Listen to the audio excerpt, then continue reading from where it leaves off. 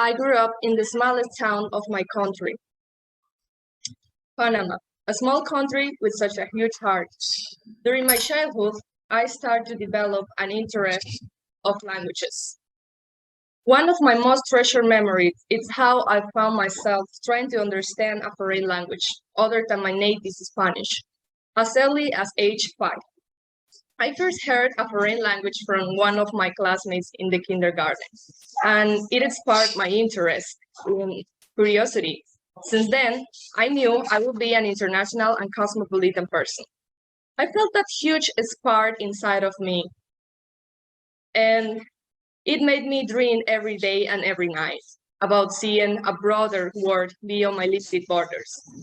As a child living in a highly integrated and international country, I learned the power of work and how they might change our society and reflect our welcoming culture. Languages became that dream that made me feel even more alive. As I grew, I found out how useful the English language can be and less difficult for me to learn than Chinese, right? I grew up watching the different types of American movies on TV that I found so incredible. I allowed me to see beyond my country, and I started to create a new visualization of the world. In elementary school, my curiosity with the wider world became an interest when I was in grade 8. Many of you likely have in memories of inspirational teachers who engaged in learning. For me, that was my English teacher, Taylor, an American Peace Corps officer and teacher. He was one, inspiring and engaging. Also, my 8th grade self thought he was pretty cute.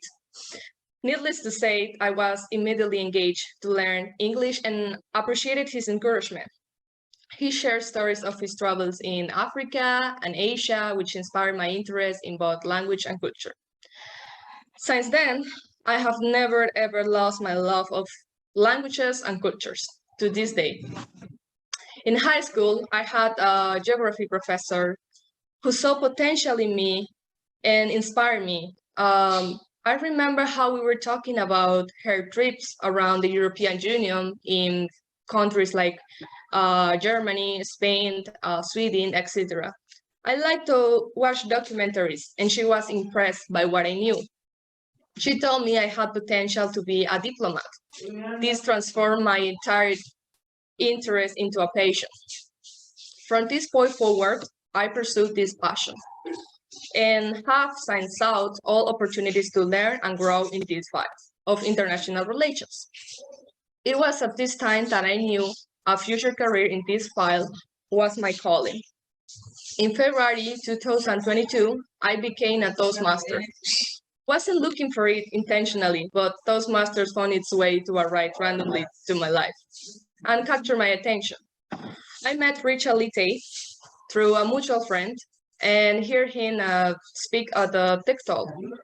I was nervous to reach out as he seemed like such an expert speaker, but I was so glad that I did.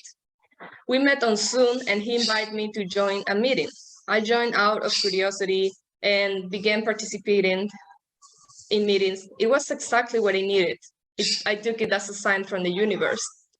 I ended not only loving it, but also I found a family and a community where to learn and grow. Teachers have inspired me all my life, and this is not different. Teachers like Richard, Natalia, Ron, and Kevin, among others, are inspiring me to reach new heights in my learning path. An expression, and I am grateful. Although many in my life have inspired my learning, I have worked hard to seek opportunities and jump on them.